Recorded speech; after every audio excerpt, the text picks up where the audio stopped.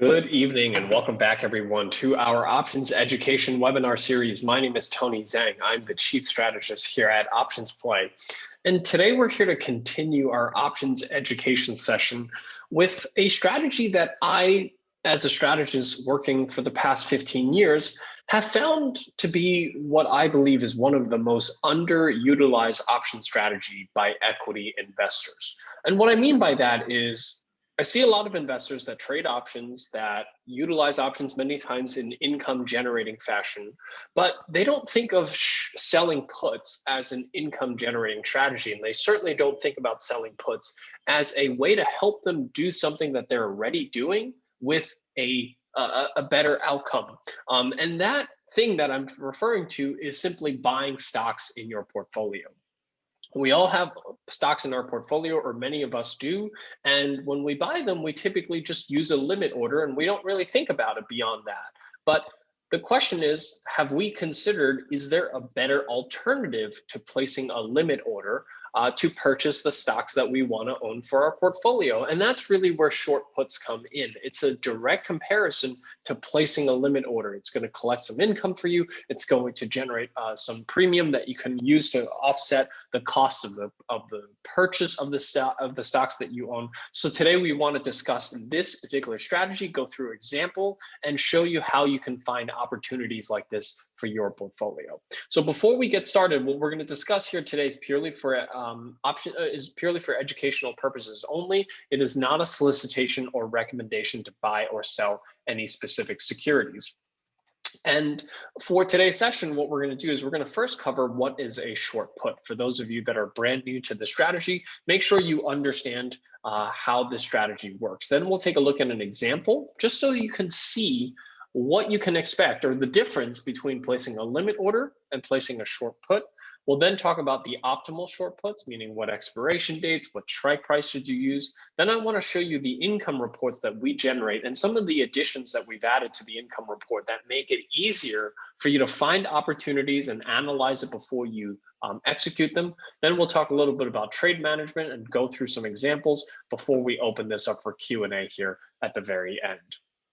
So before we get started, just a bit of housekeeping here, just to give you a sense for what's still coming up in the calendar. Today, we're talking about introduction to selling cash secured puts. Next, 2 weeks from today, we're going to go back to our Nordic market outlook.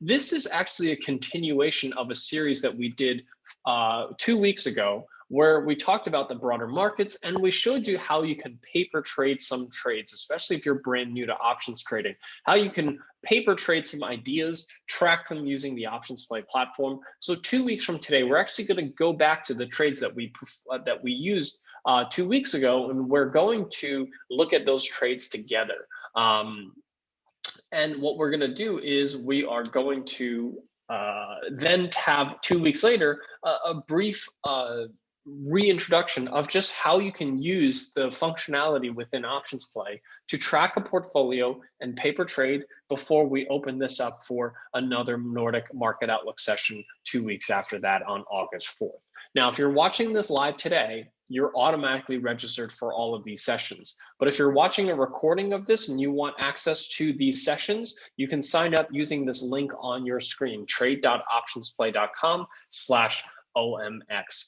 That's how you can access all of the ongoing education that we offer here to all Nordic investors. So the primary question that I want to help investors answer from today's session is, how can I invest for the future at a discount using a cash secured put? And the key word here is discount, because we all buy stocks, but how can we potentially buy those stocks at a discount is what I want to share with you here today. So my name is Tony Zhang. I'm the chief strategist here at OptionsPlay, and I want to share with you, 15 years of trading experience and what I have learned in terms of how to utilize this strategy to acquire your stocks at a discount.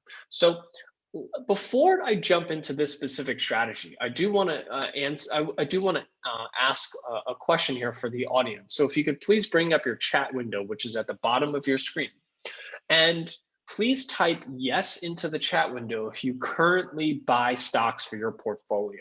If you buy stocks for your portfolio, please type yes into the chat window. Okay, I see quite a few yeses. And so for all of you that have answered yes, how many of you currently use limit orders to buy those stocks? Please type one if you use limit orders to buy those stocks in your portfolio. Limit or market order, either one. If you're using a limit or market order, please type one into the chat window. Okay, so I see a lot of yeses, and I also see a lot of ones, okay? So most of you are familiar with the status quo, if you will, of how to buy a stock. Buying a stock using a limit order and the market order are largely the primary ways that you would go about acquiring a stock. So what I want to share with you today is a strategy called a short put. And a short put is a strategy that some of you may have heard of, some of you may already use it in your portfolio, but it's a strategy that allows you to purchase the stocks that you want to own, but at the same time earn a yield on the cash that you need to place that order. Because when you place a limit order, you need to set aside cash in order to purchase those shares. Well, when you sell a put option, you also have to set aside cash. But the difference between a short put, and a limit order is that the short put pays you some premium for setting aside that cash to potentially purchase those shares. And when you sell a put option, it obligates you to buy the stock or ETF at a specific price. Now, what does that remind you of? That should remind you of a limit order, because that's exactly what a limit order does as well. Once you place that limit order, you are obligated to buy the stock at the price of that limit order at sometime in the future. When you sell a put option, you have that same obligation. There is one primary difference between a limit order and a cash secured put. And the fact is that limit orders, you can place them for any amount, 1 share, 10 shares, 100 shares, 1,000 shares, whatever amount that you want to place that limit order for. But when you sell a put option, you have to trade in 100 share increments. So 100 shares, 200 shares, 300 shares, 400 shares. You cannot trade 50 shares or 250 shares. It has to be in 100 share blocks. So there's a limitation there. And also limit orders are triggered immediately once the stock hits that particular price. When we're talking about a short put, they typically only trigger when the stock is below that specific strike price at expiration. So we're going to talk a little bit about some of those differences as we go through some examples. But does this make sense to everyone in terms of what exactly a short put is? Please type 2 into the chat window if this makes sense to you, okay? Largely, the obligations that you have when you sell a put option versus placing a limit order are very, very similar. There are some contract differences in terms of sizing and timing, but otherwise the obligations that you take are identical between a short put and a limit order. And we usually don't think of it in those terms, that a short put is somewhat similar to a limit order. But once you think about this, that's where we can start thinking about whether the benefits of a short put outweigh some of the limitations that you have. So when you sell a put option, you're going to collect premium. The cost of the put option is what you are going to collect as a put seller. And that premium that you collect is going to provide a discount on the stock price, provides a discount to purchase the stock at the strike price. So just think about placing a limit order at a specific price. Because you collect some premium for placing that limit order, if that limit order triggers, the premium that you collect goes to pay for some of that stock. And basically, when you sell a put option, just like a limit order, you have 2 possible outcomes. You either own the stock at a discount, or in the limit order, you either own the stock or you don't. With a short put, you either own the stock at a discount, or if you don't own the stock at a discount, you at least keep the income from the short put. So imagine a limit order that never gets filled. Yes, that means you missed out on potential gains for the stock, but it also means that you missed out on potential yield because you've set aside this cash to hopefully buy the stock. And then eventually you weren't able to buy the stock at that specific price. You don't really have much to show for it. When you sell a put option, if that put option expires worthless, you have premium that you get to keep, that you can choose to do something else with it. You can sell another put, or you can simply just move on to the next trade. You have that choice, but you have premium to show for it. And what you're going to see through the examples that I'll show you today is that the average yield from a short put is typically better than the dividend and average market returns that you'll typically see with the underlying stock itself. So this is going to vary heavily from stock to stock based on the amount of volatility on each stock. But this is something that we're going to show you as to just how much yield can you collect on selling a cash secured put. So the best way to learn, in my opinion, is always to use an example. So let's say I want to buy 100 shares of DOM. And currently the stock is trading at the time at around 145 crowns. So let's say I want to buy it at 140 crowns. And I think the stock is going to rally to 160 crowns. So I want to buy at 140. I think it'll go to 160, and I'm hoping to make the 20 crown profit in between those two prices. So as an equity investor, for those of you that buy stocks using limit orders, you would simply place a limit order at the price that you want to buy the stock at, which is 140 crowns. But as an options investor, what I would do is I would sell, let's say, 140 crown put, the same price that I want to buy the stock at, and the same price that I would place my limit order for. That's where I'm going to sell a put option. And by selling the put option, what I'm going to collect here is 4 crowns per share. Remember, this is each option contract refers to 100 shares. So if I collect 4 crowns per share, I'm collecting a total of 400 crowns on this particular trade. So 400 crowns is going to go towards the purchase of 100 shares of this stock. So let's take a look at the outcomes here. When as an equity investor, my risk is limited to the amount that I pay for the stock. So if I pay 140 crowns, if the stock goes to zero, the most I can lose is 140 crowns. If I sell a put option, what happens is that my risk is immediately reduced by the 4 crowns per share. So now my risk is down to 136 crowns per share. Now, as you can see, the difference between these two are obviously not night and day, but it is less risk than placing a limit order. That's the first step. The second step is, what is your potential reward? Now, if I buy the stock at 140 and I sell it at 160, the difference between those two numbers is 20 crowns. That's my potential reward. So I'm risking up to 140 crowns to try to make 20 crowns. But if I sold the put option here, the 4 crowns that I collected on the short put goes towards paying for my potential reward. So not only am I reducing my risk on the overall trade, I'm increasing my reward on the overall trade, because the difference between 160 crowns that I want to sell it for ultimately and the 136 crowns that I would ultimately purchase it for, that the difference between those two numbers is now increased to 24 crowns. And as a equity investor, I have no exposure in DOM until it declines to 140 crowns, at which point my limit order is triggered. So until the stock declines to 140 crowns, I have cash set aside. I have nothing coming in. I have no income. I have nothing to show for it. I'm just waiting for the stock to decline to my limit order so that it can potentially trigger. But as an options investor, as a short put investor, every single month, every single cycle that I sell a put on, I'm going to generate income. I'm going to generate roughly 4 crowns every time between now and August, which in this particular case is about 2 months' time. So every 2 months, I'm generating about 4 crowns in income. And I can do this until the stock declines to the 140 crown price, at which hopefully my short put is exercised and I own the stock at 140 crowns minus the 4 crowns. So I own that stock at 136 crowns, but sometimes perhaps your limit order sits there for quite some time. And then in this particular case, what you might be doing is you might be collecting more income before the order is actually filled effectively.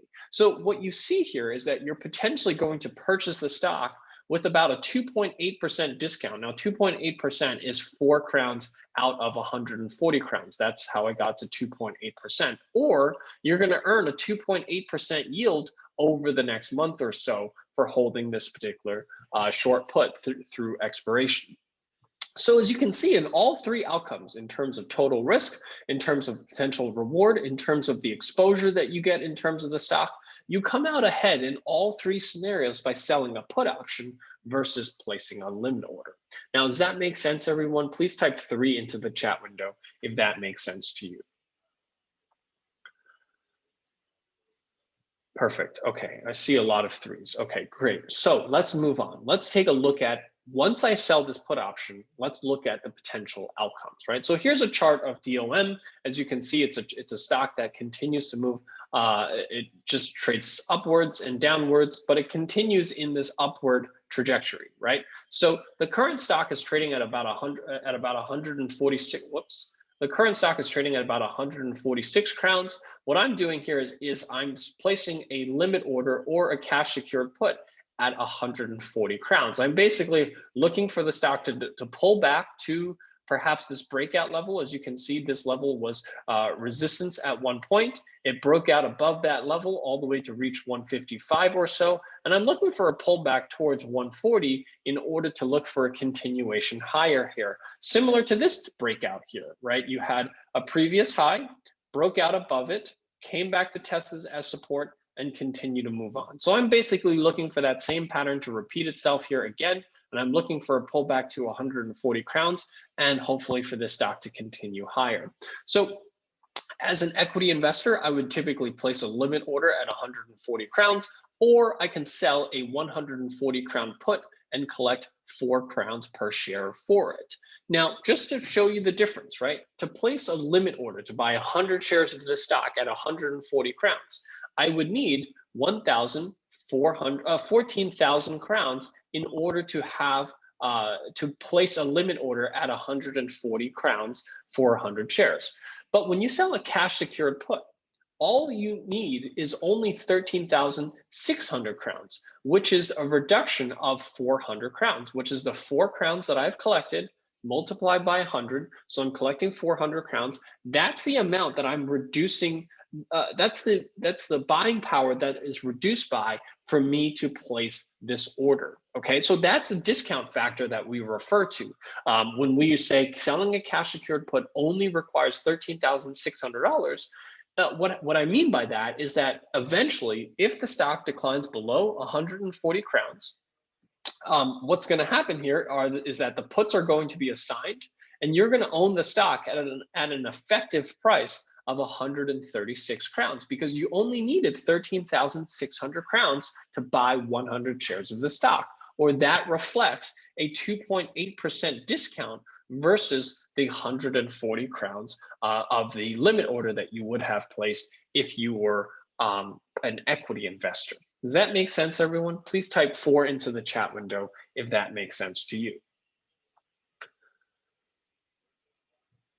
Perfect. Okay, now in the second scenario, let's say this stock never pulls back to 140 crowns. Let's say this stock has already effectively gotten to its low and just continues to move lower and never gets back to 140 crowns, right? So as a limit order investor, this order would simply sit there and it would never get executed. You would still have your 14,000 crowns of cash set aside to hopefully buy this stock, but that money is just sitting there. It's not earning you anything while it sits there. But if you sell a cash secured put, and this happens where the stock doesn't decline enough and it just continues to move higher here, what happens is that the puts expire worthless. In this particular case, by the August expiration, if the stock never declines to 140 crowns, it just keeps moving up. You've set aside the $13,600 and 13,600 crowns in cash aside to buy the stock, but the order never gets triggered. The puts expire worthless. Well, in this particular case, you keep the 4 crowns in premium, or 400 crowns for the 100 shares, which is roughly 2.8% of the cash that you would require to set aside.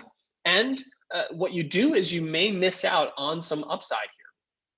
So if the stock continues to move higher, you're not participating in it, but at least you have the 4 crowns, the 2.8% to show for it. And think about it, 2.8% over a 2-month time frame is not a terrible return, right? Because if you look about the long-term average of equity markets over the long term, 2.8% over a 2-month period is not actually a small return in many cases. If you just take any 2-month return in the equity markets, I think you're going to see that average is probably going to be somewhere around actually just under 2%. Here you're earning 2.8%.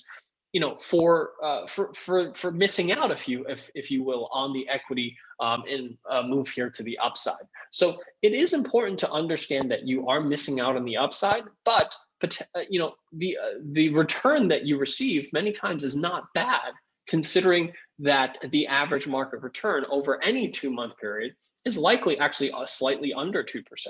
And what this does is it gives you the opportunity to sell another put. Let's say a month later, the stock is back up to 156 crowns. Maybe at that point, you might sell a 150 crown put and hope that the stock declines to 150 crowns. You own the stock there, and then the stock continues to move higher here. But every time you sell more puts, you're going to collect more premium. And if those puts expire worthless, you keep that yield again, and you can do it over and over again until your stocks that you want to own, you're able to do so at a discount. Does that make sense, everyone? Please type 5 into the chat window if that makes sense to you.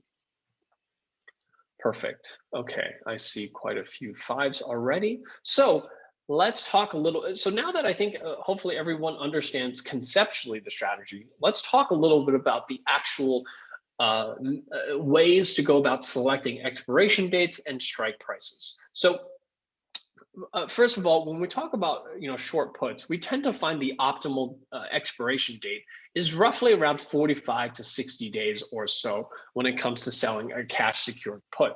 That's based on back testing of these strategies over a period of time. Some of you like to sell shorter dated options. It's okay to sell shorter dated options here with short puts as well. It's one of the few strategies that really gives you quite a bit of flexibility in terms of choosing your strike prices.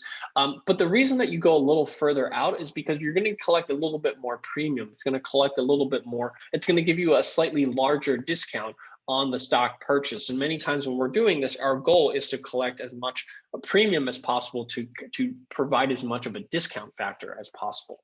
So what I have here, just to walk you through, the strike selection part, the current stock is at 146.25 crowns. And what I have here are 3 examples: 145 crowns, 140 crowns, and 135 crowns. So I have these as orders as to where you can place your limit order, where you can place your short puts: 145, 140, and 135. So those are the three levels, if you will, that you can potentially place your orders at. So this is 145. This is 140. And this is 135, okay? Now, the 145 crown put will collect 5.5 crowns. The 140s collects 4 crowns. The 135s collects 2.5 crowns. So I'm curious, now, if you were to choose a strike price to sell on a short put, which one would you choose? Type your answer into the chat window. Would you choose the 145s, the 140s, or the 135s? Which one do you think you would choose with respect to choosing a short put? The 145s, the 140s, or the 135s? Okay, Han says 145. Jan says 135. Anders says 135. Got a lot of 135s here so far. Callie says 145. So seems like the consensus is 145 or 135. I got one person saying 140 so far. Okay, so we've got every single answer here so far. So based on our back testing, okay, and we've back tested this for short puts, the answer is usually one of these 2 choices: 145 or 140. And the reason is because when you sell a put option, your primary goal is that you want to own the stock. You want to be able to take advantage of a move higher here in the underlying stock, which means that you should pick a strike price that's relatively close to the current price of the stock. If you choose a strike price that's relatively far away, let's say the 135s, even if you get a downdraft in the stock itself, you may not actually get your order executed, and you might miss out on all of those upside gains. In addition to it, the further away your strike price is, the less premium you collect. So the less discount you get, the less probability you have of owning the shares. So that's why whenever we're selling a cash secured put, we generally avoid strike prices that are too far away from the current price, because you're not getting enough of a discount and you're not getting a high probability of owning that stock. What you generally want to do is select strike prices close to the current price: 145 crowns, 140 crowns. As you can see, this collects 5.5 crowns, this collects 4 crowns. Your break-even price is what is the difference here, right? So the difference between 140 and 4 crowns is 136. So I effectively own the stock at 136 crowns versus if I sold the 145s, I'll effectively own it at 139 and a half crowns.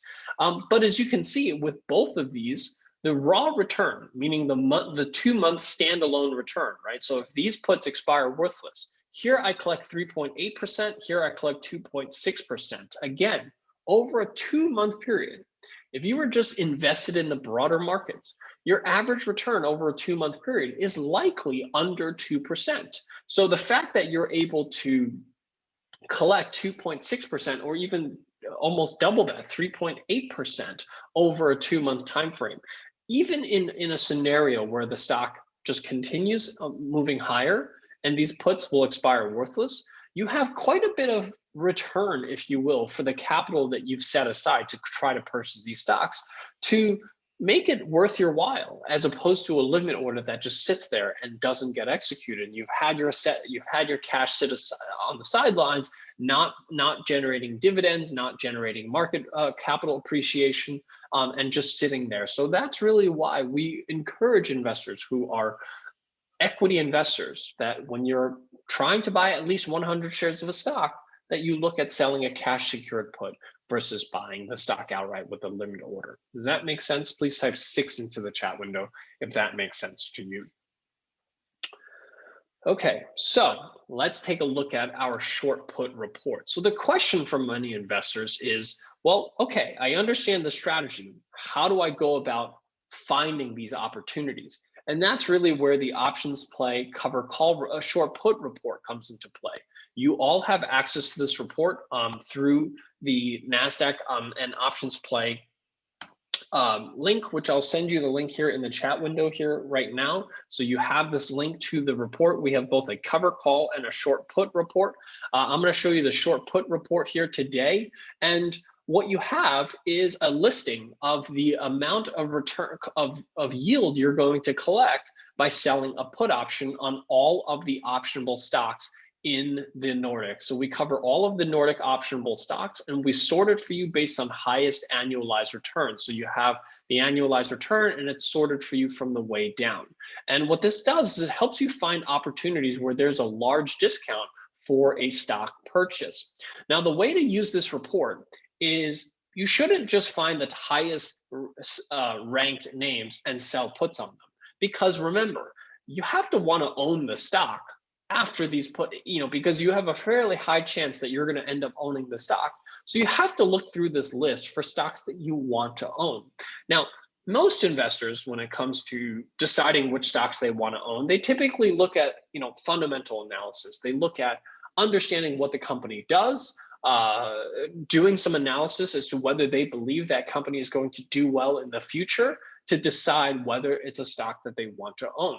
So one of the best ways to do this is to simply scan down the symbols list, right? So, you might have a watch list of stocks that you want to own or stocks that you're thinking about buying. And what you want to do is you want to go down this list to see if there are any stocks that jump out at you. Maybe Evo Gaming is a stock that you want to own. So you say, okay, let's look at Evo Gaming. The stock is currently trading at 1447. And this is saying that if I sold the August 1410 puts, I'm going to collect roughly 83 crowns, which is 5.78% yield. So even if this stock, even if the puts expire worthless, I'm going to keep 5.78% of the cash that I'm putting aside to purchase this stock. And if I own the stock, I get effectively a 5.7% discount on the stock purchase. And the new feature we recently just added is this last column, this trade link. Because what you can do now is you can click on a symbol within this, this report. And what it does, it'll bring up OptionsPlay with Evo Gaming and the specific expiration date and strike price that we just discussed. And it provides the analysis for you based on the current price, right? So when the report was generated, the stock was trading a little higher. Now the stock is trading a little lower here. So this allows you to do analysis based on the most recent pricing. So maybe at this point, you might want to modify this and change this a little bit. So this allows you to simply click on any symbol, click on the link, and it'll bring up the trade within OptionsPlay so that you can modify it. You can analyze it based on whether or not it's still a trade that you want to make. Now, Evo Gaming, like I said, is down about 45 crowns here today. So maybe I want to modify this and change it and see if I want to change a different expiration date, different strike price, and I can do this using the OptionsPlay platform. Now I'm going to go back to the sheet here again. Let's take a look at some other stocks. Let's look at Electrolux. Maybe you think appliances are still going to continue to do very well. The stock's trading at 237 crowns. This is saying that if you sold the August 235s, you'll collect 9.5 crowns, which is a 4% discount. So let's take a look at Electrolux.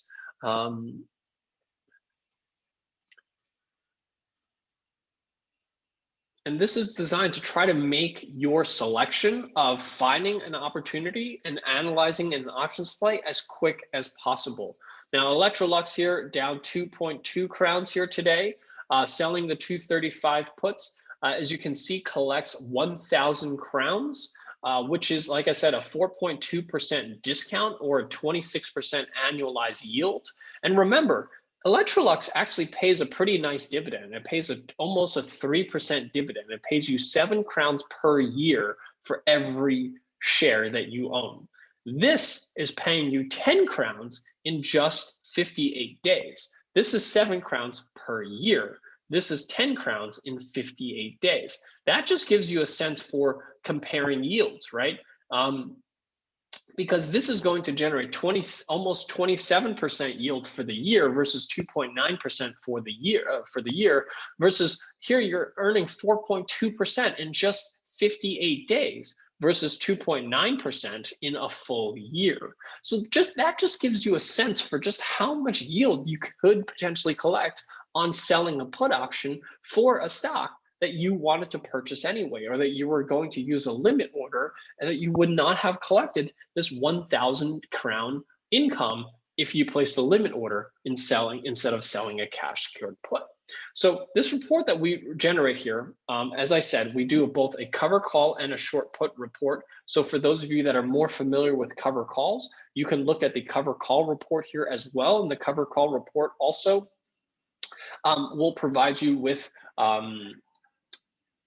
the trade link here on the right-hand side, as you can see here. So for any cover call that you're looking at, you can click on it as well. So regardless of whether you sell cover calls or if you're new and you're exploring selling cash secured puts, you can do this using the OptionsPlay link that I just sent you the link to in the chat window. You can click on the link. Both the cover call and short put reports are on this link, and you'll be able to simply click on a link and be able to enter and evaluate the trades within OptionsPlay. So that was that was designed to help make your life a little bit more, a little easier. So with that covers what I wanted to share with you here today. I hope that this was helpful in giving you a better understanding of the concept of a cash secured put, the best practices around how to go about placing these trades and how to find these trades using our reports, and providing you some examples so that you can see just roughly how much yield you can actually collect from these types of strategies. So before I open this up for Q&A, I just want to remind investors here, we have a whole Learn to Trade Options course. So if you're still in the learning process and you still want to learn more about different strategies, or you want to just brush up on the basics, and I do encourage, even for experienced investors, to look at the basics. Understanding the fundamentals, I think, is really important to better understanding some of these strategies that we talk about. So the beginner course, the intermediate course, the advanced course are all available to you using this link, trade.optionsplay.com/NordicEDU, which I will also place into the chat window here as well. But just a reminder that these courses are out there. They're free of charge to you. You can access them at any time, and they're segmented for you so that you can quickly look at intermediate, beginner, or advanced courses to help you better understand option concepts. And you can bring up questions during our sessions here every other week if you have questions regarding anything that you've learned during these courses. And again, just a quick reminder, most of you are already signed up and registered for this, but all of these resources that we provide, the OptionsPlay platform, the credit spread reports, the cover call and short put reports, the education, everything is free of charge to Nordic investors. You just have to register at optionsplay.se. So if you have not registered yet, or if you're watching this recording and you haven't registered yet, please, I encourage you to go to optionsplay.se. It's going to help you better understand how to utilize all the tools that we have here today. So with that, what I'd like to do is open this up for Q&A. If anyone has any questions, please, there's a Q&A section at the bottom of your screen. If you could please type your questions into the Q&A section, and I'll try to answer as many questions as I have time for here today, and try to answer all of your questions regarding options trading, regarding short puts, or general questions that you have regarding options play. Okay, so let's take a look at some of the questions here. Good examples, but what about trading cost? I think you mean commissions in handling the puts. Aren't they much more expensive than normal shares? So yeah, so the commissions for selling, placing a short put is more expensive than the commissions for just buying an outright stock, right? But that's why we have to look at how much premium you're collecting. So let's say you're paying, 100 crowns for an options order, right? Let's say you're paying 100 crowns, but you're collecting 250 crowns, then you have to subtract the 100 crowns from that. I generally tend to find that for investors who are selling cash secured puts, anything with a higher anything with a higher price in terms of stock will generally yield you, a significantly smaller portion of your portfolio, a significant smaller portion of your trade going towards commissions. Now, the one thing I will also say is that if you're an active trader, or if you're someone who wants to utilize this strategy actively, it doesn't hurt to call up your broker and ask if they will give you a preferential rate on options. A lot of brokers charge 100 crowns roughly for an options trade or an options ticket, but I have heard of active traders or more traders with a larger account getting discounts on that. And and if you're not able to get those discounts, there are other brokers that provide cheaper commissions. If you look at interactive brokers, the cost is only per contract. They don't charge a per ticket charge for option selling. This way, the cost is just variable to the number of contracts that you sell.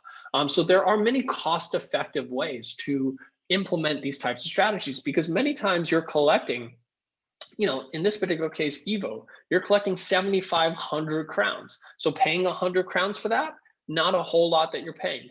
FLS, you're collecting 1,100 crowns. So paying 100 crowns, that's something you can deal with. Here, you're collecting 600 crowns. Paying 100 crowns is going to be a slightly larger portion, but you're still coming out 500 crowns ahead than placing that limit order. Only if, let's say, you're collecting, in this particular case, let's say 140 crowns, then I would say it doesn't make sense to pay 100 crowns just to collect 140 crowns. So, you have to balance what makes sense for your portfolio, how many contracts you're selling, but also you have to consider the fact that, for a stock that's only trading at 40 crowns, you might not sell one contract, you might sell 5 contracts, right? So instead of being 140 crowns, you might be collecting 600-700 crowns on that trade because you're selling 4 or 5 contracts. So if you're paying 100 crowns on that, you might say, I'm okay paying 100 crowns if I'm collecting an extra 600 to 700 crowns in income. So those are some of the things that you have to look at in terms of commissions. And you're absolutely right, trading costs are more expensive when it comes to options. But like I said, there are lower cost providers as well, such as interactive brokers that will only charge you per contract rather than a commission per trade. So great question there. Ashley is asking, what is the delta at each of those strike prices? Great question, Ashley. And again, if you have any other questions, please type them into the Q&A section and I'll try to answer as many questions as possible. So Ashley's question is, what is delta? I have 45 delta, I have 40 delta, and I have 30 delta. So let me just draw these lines here again. 145 crowns, 140 crowns, and let's say 135 crowns. So what delta represents is the probability that the stock will be below these strike prices at expiration date. So what do I mean by that? So what is the probability of the stock being below 145? What is the probability of the stock being below 140? What is the probability of the stock being below 135? So obviously, the further away a strike price is, the lower the probability that the stock is going to be below that price. So that's why the 135s have a lower delta than the 145s, which have a much higher delta.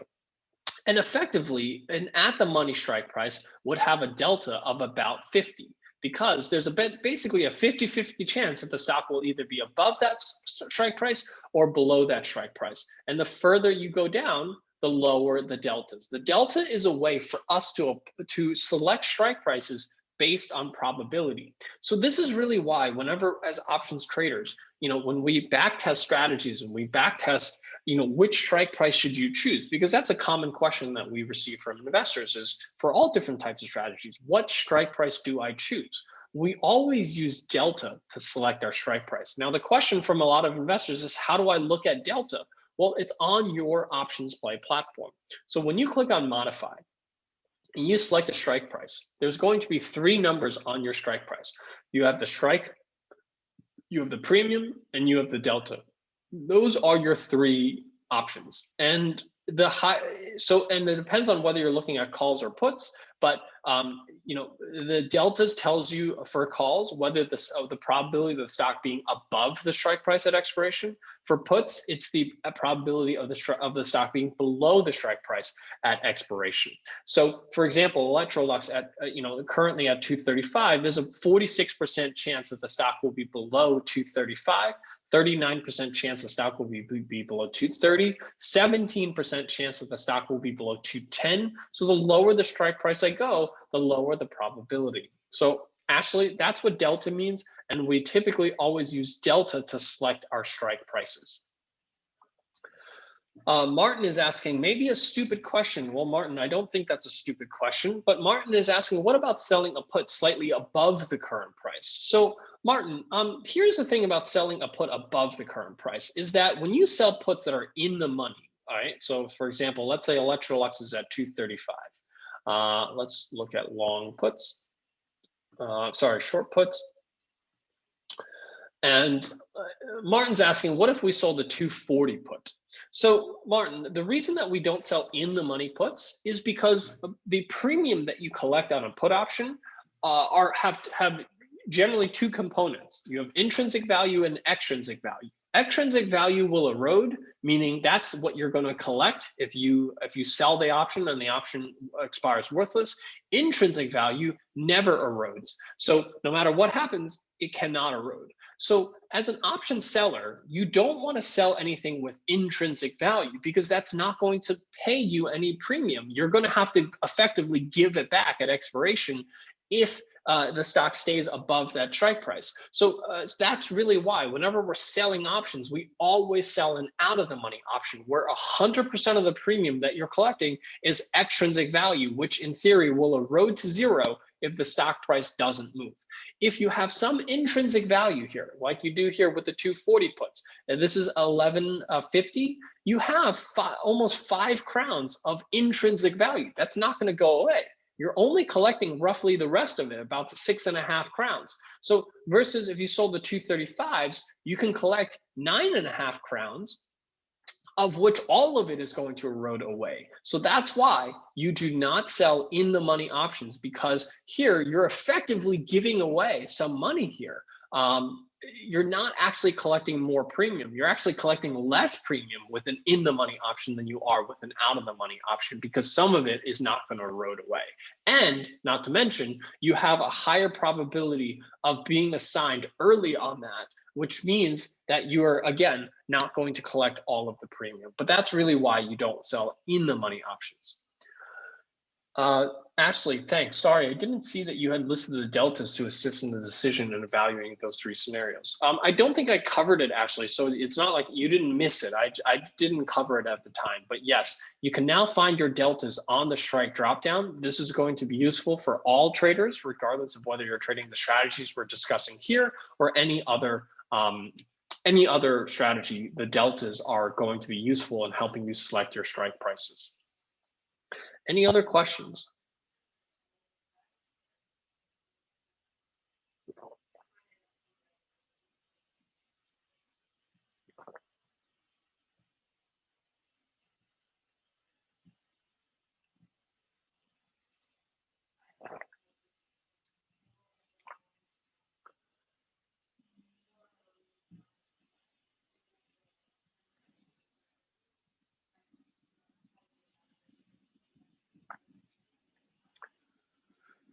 If there are no other questions, I just want to thank everyone for taking the time out here today. Like I said, 2 weeks from today, we're going to be doing our next session on our market outlook session. But what we're really doing is we're going to actually look back on some of the stocks that we looked at together and some of the trades that we put on together 2 weeks ago. I think we had about 8 or 9 different trades that we put on, some bullish trades, some bearish trades, some debit spreads, some credit spreads, some calls, some puts. And we're going to look at them together. We're going to see how those stocks have performed. We're going to see how those strategies have performed, and we're going to see, which one kind of performed better. It's a great way to learn more about the strategies as you actually trade them, if you will, the paper trades themselves. So really looking forward to that. And then the following week, what we're going to do is we're going to take a more formal approach in looking at some of those trades. And yes, Jen, if you're registered for this event, you're automatically registered for those events. But I will post the link into the chat window for those of you that want to. If you're watching this recording, you can sign up again using trade.optionsplay.com/OMX, and you will get a reminder of all upcoming events. I believe you get an email 1 day before and 1 hour before, but they're always every other Wednesday at 5:30 p.m. Central European time. So Stockholm time, 5:30 p.m. Every other Wednesday. So if you want to put it in your calendar as a reoccurring reminder for yourself, 5:30 p.m. Central European time every other Wednesday. So June 23rd, July 7th, July 21st, and August 4th are the next 4 events if you want to put that in your calendar. With that, thank you so much. I hope you guys have a great trading day, and I'll send you the recording after we finish processing it today. Have a great day, and I'll see you guys here in 2 weeks.